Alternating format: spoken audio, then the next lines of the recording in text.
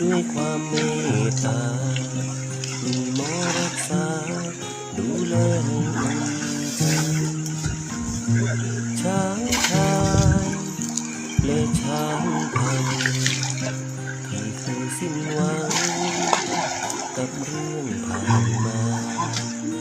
ท่านนำพาสู่ทาง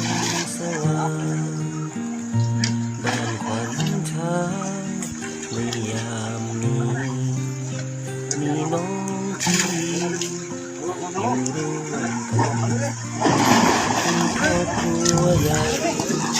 รักใครต่างกันช้างพลายช้างพังช้างสีแดง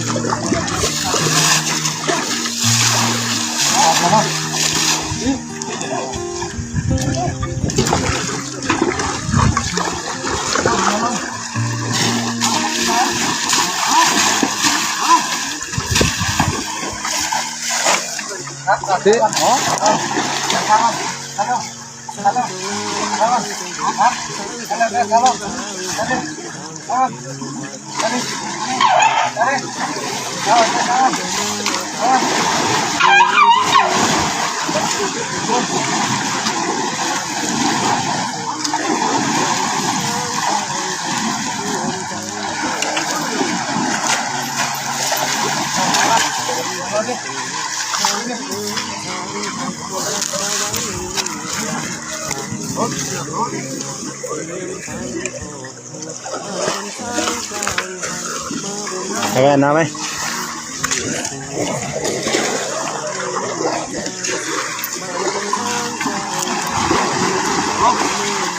เอาดิ